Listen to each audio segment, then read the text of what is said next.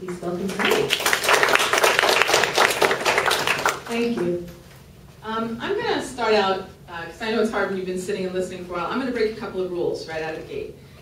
You're here to listen to talks, but I'm going to tell you that the first thing I was taught in film class is that people never remember what you say. And the rest of the saying goes, people never remember what you say, they'll sometimes remember what you do, but they'll always remember how you made them feel. And that's something I heard when I was 19, and it has informed me and my choices in my work ever since. So the second rule I want to break is I'm here to talk to you and hopefully inspire you today about what I do. But I want you to know that in the last couple of years, what I do has led me to think that maybe what I do is not working, and I might do something different. And I'm going to be open and honest with you about that today and tell you why. So hopefully I'll lead you through that and it will make you feel something. So maybe I'll live up to my 19-year-old favorite quotation. So as the introduction outlined for you, I was working in the last 4 years in the Niger Delta in Nigeria. And for any of you who don't know this, Nigeria is where the United States gets quite a bit of its oil. In fact, we get more of our oil from Nigeria than Iraq and Kuwait combined. It's a very little known fact.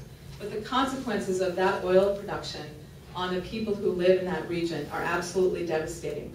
One of the things that was fairly repugnant about the reporting when the Gulf oil spill happened, which was horrible, I was there, I was filming some of that myself, is that people were discussing the consequences of that oil spill as if they were unprecedented and unknown to humans. But the truth is that many people all around the world, particularly people who tend to live south of the equator, people who tend to be people of color, they've been living with the consequences of oil production for a very long time. So one of the things you may have heard a little bit about what happened in the Gulf is that oil was being dispersed by a chemical called an oil dispersant or correxin. And the biologists were getting on the air on CNN saying, oh, it's unprecedented, we think it'll be fine because microscopic animals will eat the oil and it'll go into the large, big ocean. I mean, they would say, oh, the ocean's so big, we're fine. The ocean's not fine, okay? However big that ocean is, it is more than not fine. But as the biologists were speaking, they would discuss the fact that we have no idea what will happen when we use corexin because it's never been done at this level before. That's just not true. Nigeria is the place they first pioneered the use of corexin. So those people have not only suffered some of the worst consequences of oil, but their story has not been told. Enter someone like me, someone like Jen, people who believe that if you witness that story with a camera, that we'll move the needle on what's happening to people. At the very least, the essential human dignity of having your story be told is critical. So I have believed for a very long time, and I've been living my life as someone who documents stories of this nature around the world and hopefully brings them to audiences that will be moved. Now, it's not that I feel that that's not important because I'm very much in favor of that, and I may very well return to that in a moment. But for now, I'm on a hiatus from doing that work because I've decided there's something more urgent that I have to do. And it's an outgrowth of what happened while I was making the film. So it essentially goes like this. I'm going to focus on 3 areas of the film: the facts, the oil, and the perverse nature of everyone in Africa being seen as a victim or a perpetrator. Numbers 1 and 2, a lot easier to reel off. The facts, the oil, the perps, and the victims. The facts. I'm sure a lot of people who are journalists have gone through this in their life. You start learning that one of the dangerous things about being so careful about facts and so convinced that if only people knew, if only they knew the numbers, if only they knew that 1 in 5 children in the Niger Delta will die before they turn 5, which is the highest infant mortality rate in Africa, which is saying something. Why are they dying? They're dying because the way the oil is produced releases so much gas into the environment that the acid rain is making the fish population poisoned. They die because the soil erosion, another connection, is so profound because the oil companies dredge these enormous canals that don't belong in the Niger Delta so that the oil barges can cut through and make a lot more money that way. And that erosion means that salt water and sweet water are mixing, and entire food populations that used to be there are no longer there. They're dying because they have third-degree burns of an extraordinary nature because the gas flaring that goes on means that in the really dry season, sometimes there's these crazy brush fires that will whip through a village with no time for young little bodies to hide. And that fact alone is somehow not moving the dial. So as a filmmaker, I was looking at all these facts, and I was trying to make a decision. Going back to my old, people never remember what we say, they sometimes remember what you do. How can I make people feel something with statistics? And one of the things I decided to do was be very careful to use what we call relational statistics only. So what I mean by that is if I give you a number of barrels of oil that have been spilled in the Niger Delta, I think the battery might be going dead. Can you guys hear me? Yeah. It's better anyway, right? So if I give you a number and I say this number of barrels of oil have spilled in the Niger Delta, it might not mean anything to you. But if I say that's one Exxon Valdez per year, every year for 50 years, with only 30% of it cleaned up, that might start to mean something. That's making a statistic relational. So I just wanted you to know that one of the things that I started to get sort of a loss of faith about was just the journalistic idea that facts would move things.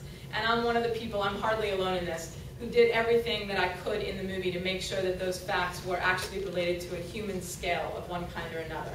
I think that what you heard earlier was a talk that made very clear that if I just tell you that 10 people were shot somewhere during a protest, that's really different than knowing who was shot, how old they were, what birthday party they were going to, what their mother's story is. That's a really different conversation altogether. So that's the facts part of the conversation.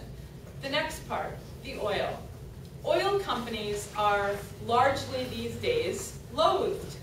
Many Americans have very negative feelings about oil companies. Not maybe so much when they're putting gas in their car, but if you do polling on how people feel about Shell Oil, Chevron, BP, they feel very negatively about them.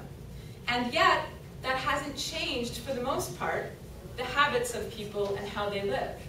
So I asked myself as I was making the film, what should I do? Should I make sure that I indict the oil executives in Nigeria for their horrible behavior? Should I spend a lot of my screen time showing the audience how they've lied, showing the audience how they've been in collusion with the Nigerian military? Should I do that with my time? Or should I spend the screen time giving the people in the Niger Delta, in their village, in their home, a chance to tell us their story? Because after all, I think we're pretty clear that the oil companies are Beelzebub incarnate. Okay? I think we're pretty clear that there's something almost Frankenstein-like about the way that that particular corporate entity has gotten out of control. And after all, from my point of view, a lot of other documentaries had done a great job of laying out exactly who and what had done what wrong from a corporate point of view. I thought I'd way prefer to spend the airtime on the people's story. So the facts, the oil, and last but not least, the victim and perpetrator conversation. I rented about 35 documentaries about different countries in Africa prior to making Sweet Crude. And many of them were extraordinary in incredible ways. And they were stories you've never seen on broadcast television. They're people you've never heard from. They're great stories. However, there was a trend that drove me crazy. For the most part, the people in the film were either shown as victims or perpetrators. There was very little complexity to the characters in the films. We were led to either believe that there's a poor African child on the side of the road who somehow some benevolent white American needs to raise money at a bake sale and get them some food. When after all, there's oil right under their feet. That's plenty of money, thank you very much, for them to run their society quite handily.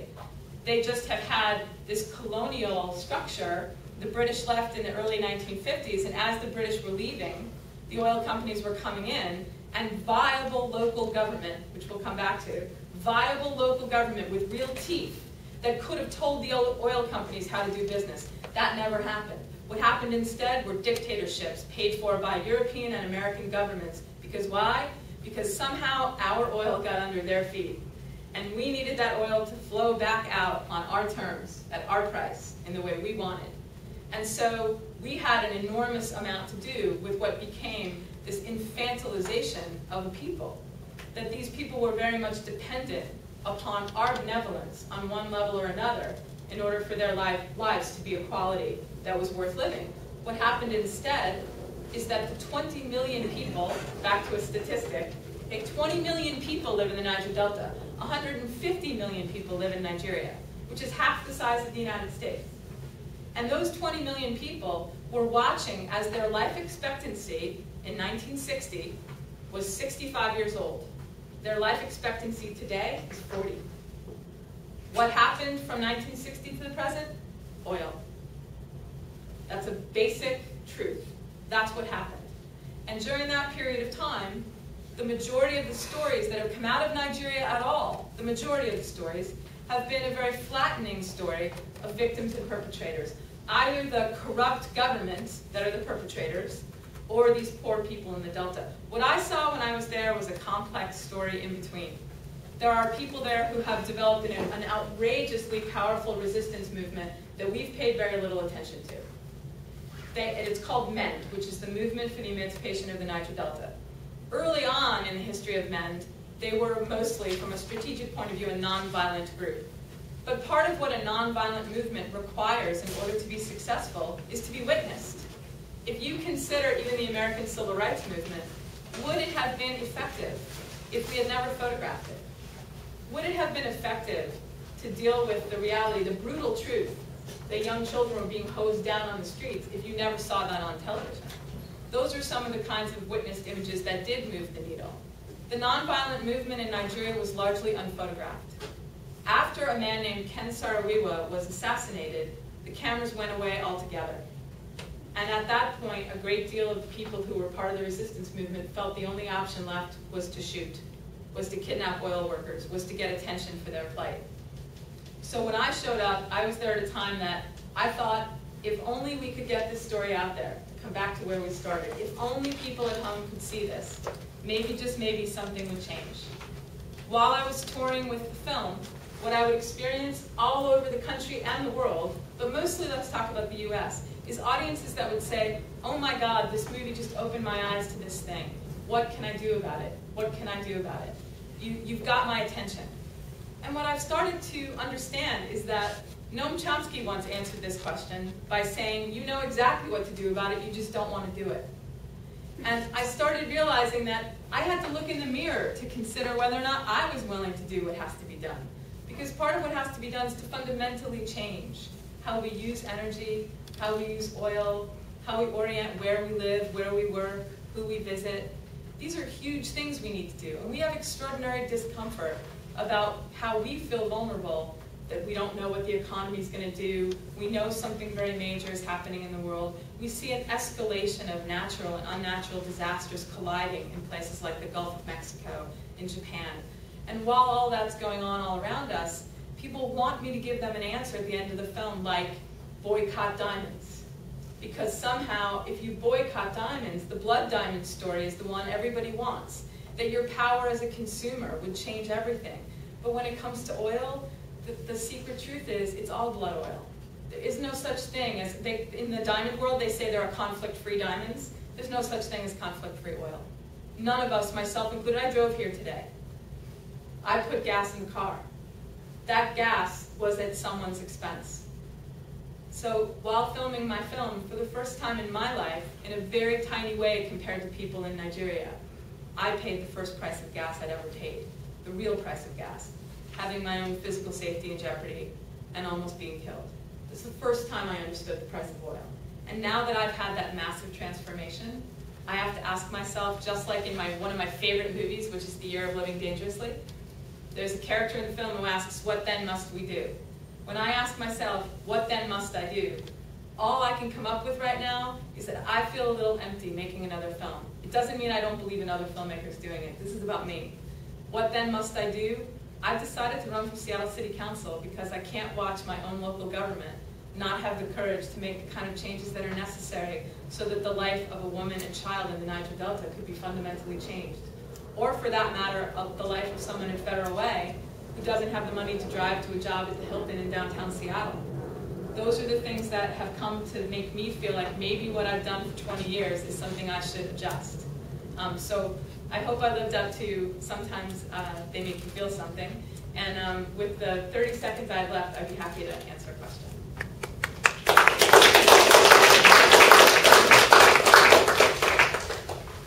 Does anyone have any questions? Yeah, I got a camera to fiddle with, so questions. Go for it. I mean, I definitely had a question about resources because I've heard that there are natural huge oil spills and I don't even know how big they're supposed to be in the Gulf. Like, it's kind of a different situation, isn't it? And, what do you mean natural huge? I mean, there are, when earthquakes happen in the Gulf, there have been large oil spills that came from nature. And the bacteria that are actually eating it, you know?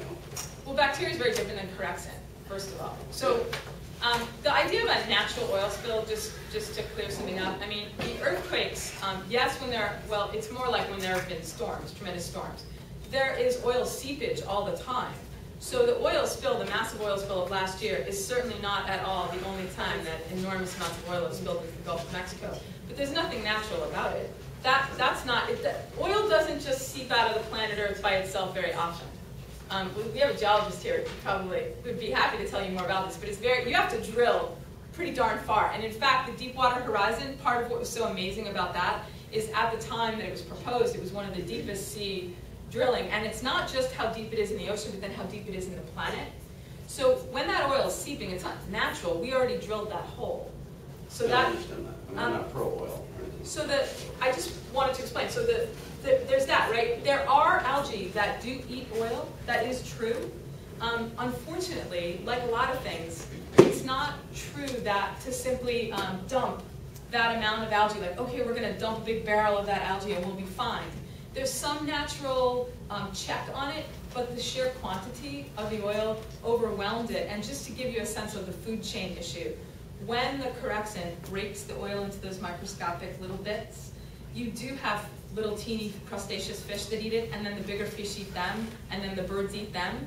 And then you find these birds having these new diseases that you can't quite put your finger on, and it turns out it's this really corrosive effect in the food chain. So it is true that corexin, which works by breaking the oil up and then sinking it, is particularly dangerous in a place where you do shrimping. Because if anybody understands how shrimping goes, you take this trawler out with this net and you dig up the whole bottom of the ocean. So all that oil from last year, the shrimpers are saying now in their nets are covered with this oil and corexin. So the future of the shrimping industry is really in question because of that. So I think it's probably time to wrap up, right? Or do you want me to do one more? Yeah, let's do one more over there. Okay, yes. Where do we find the documentaries, or do you have a website? Yes, sweetcrudemovie.com. It's actually out on DVD as of this week, so you can order it. And my website right now is sandycioffi.com, but it's about my campaign for office. But you can, in Sweet Crude Movie, you can find all kinds of stuff and facts and PDFs about corexin and good stuff like that. Okay, thanks so much.